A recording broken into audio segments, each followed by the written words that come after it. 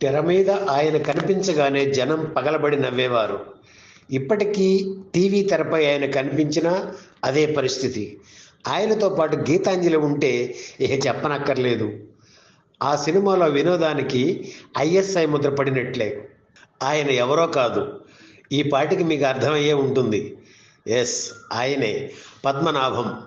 నటుడిగా, నిర్మాతగా, గాయకునిగా, నిర్మాతగా, దర్శకునిగా ఏది చేసినా ఆయనది ఓ ప్రత్యేక శైలి, ఒక చరిత్ర. నవ్వు, ఏడుపు, పడుగు పేకల్లా అల్లుకున్న జీవితం ఆయనది.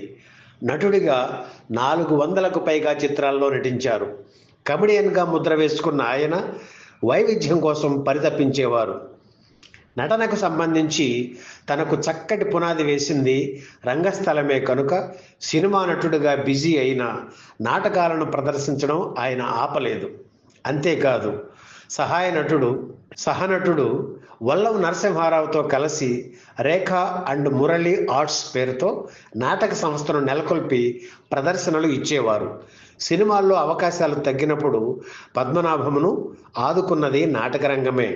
కమెడియన్గా మంచి పేరు తెచ్చుకుని ఆర్థికంగా స్థిరపడిన తర్వాత ఎన్టీఆర్, సావిత్రిల ప్రోత్సాహంతో నిర్మాతగా మారి దేవతా చిత్రం నిర్మించారు. ఆ సినిమా పెద్ద హిట్. దేవత తర్వాత అలా పెద్ద హీరోలతో సినిమాలు తీస్తూ వెళ్ళి ఉంటే ఆర్థికంగా స్థిరపడమే కాకుండా ఓ అగ్ర నిర్మాతగా కూడా ఎదిగి ఉండేవారు. కానీ చాలామంది నటులలాగానే తన ప్రతిభను నిరూపించుకోవడానికి సొంత సినిమాలను వేదిక చేసుకున్నారాయన. దేవత తర్వాత తీసిన పొట్టి ప్లేడర్ చిత్రం బాగానే ఆడింది. ఆ తర్వాత నిర్మించిన శ్రీ శ్రీ శ్రీ మర్యాద రామన్న చిత్రం కూడా ఆర్థికంగా కలిసి వచ్చింది.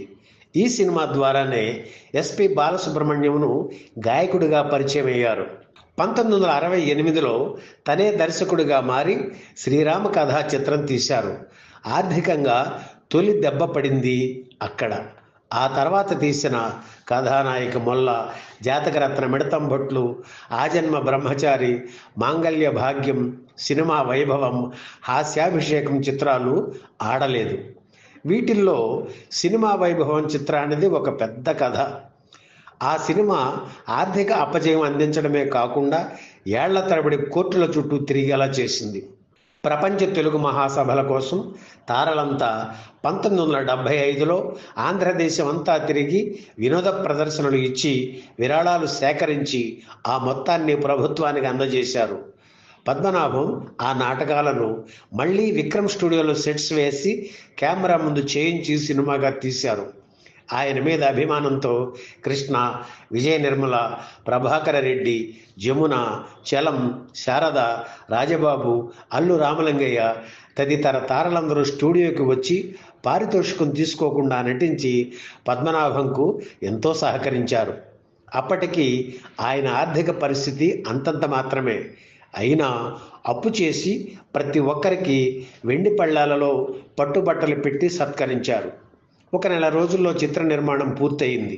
దానికి సినిమా వైభవం అని పేరు పెట్టారు పద్మనాభం. ఈ సినిమా కోసమే దశరథ రామయ్య అనే ఫైనాన్షియర్ దగ్గర 60,000 అప్పు తీసుకున్నారు పద్మనాభం. దానికి హామీగా దేవత, పొట్టి ప్లేడరు, శ్రీ శ్రీ శ్రీ మర్యాద రామన్న, శ్రీరామ కథా చిత్రాల నెగిటివ్లు అతని దగ్గర తాకట్టు పెట్టారు. 6 నెలల్లో అప్పు తీర్చకపోతే ఆ నెగిటివ్ల హక్కులు దశరథ రామయ్యకు చెందుతాయి.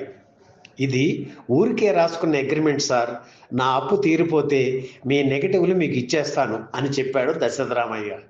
అతని మాటలు నమ్మి 1975 ఏప్రిల్ 14న అగ్రిమెంట్ మీద సంతకం చేశారు పద్మనాభం. అయితే 6 నెలల్లో అప్పు తీర్చలేకపోయారు పద్మనాభం. దాంతో ఆయన రాసి ఇచ్చిన చిత్రాల నెగిటివ్ హక్కులు ఏరియాల వారీగా 2,75,000 రూపాయలకు అమ్మేశాడు దశరథ రామయ్య. పద్మనాభం తీసుకున్న అప్పు తీరిపోవడమే కాకుండా దశరథ రామయ్యకు లాభం కూడా వచ్చింది. మిగిలిన డబ్బు ఇవ్వకపోగా నెగిటివ్ హక్కులు పద్మనాభంకు తిరిగి ఇవ్వలేదు. దాంతో కోర్టుకు వెళ్లారు పద్మనాభం. తన కష్టార్జితాన్ని దోచుకుని నమ్మక ద్రోహం చేసిన దశరథ రామయ్యకు తగిన శిక్ష పడాలని కోర్టుల చుట్టూ తిరిగేవారు పద్మనాభం. 1975 నుంచి 1983 వరకు కోర్టుల చుట్టూ తిరిగి అయినా సరే ప్రయోజనం లేకపోయింది. ఇలా కోర్టుల చుట్టూ తిరగడం వల్ల వేషాలు కూడా వేయలేకపోయారు.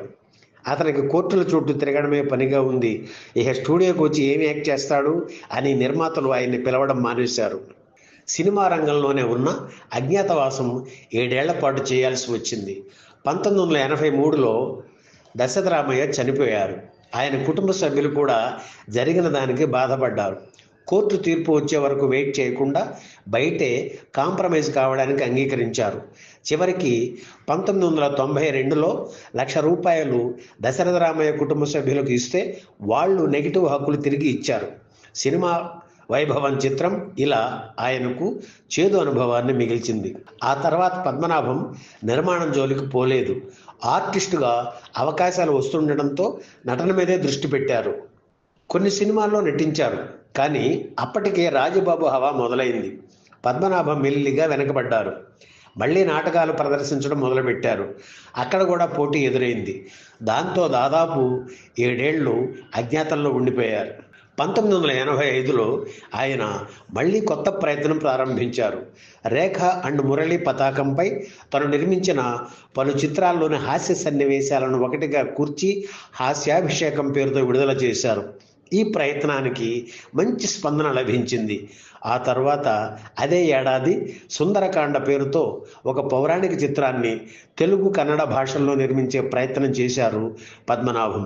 కొన్ని పాటలు కూడా రికార్డు చేశారు. రావణుడి పాత్ర పోషించమని కైకాల సత్యనారాయణను అడిగితే ఆయన సరేనన్నారు. కన్నడ వెర్షన్లో ఆ పాత్ర పోషించడానికి నటుడు సుదర్శన్ సమ్మతించారు. అయితే ఈ చిత్రం పట్టాలు ఎక్కలేదు. ఈ వీడియో మీకు నచ్చితే లైక్ చేయండి, షేర్ చేయండి, వెంటనే సబ్స్క్రైబ్ కూడా చేయండి.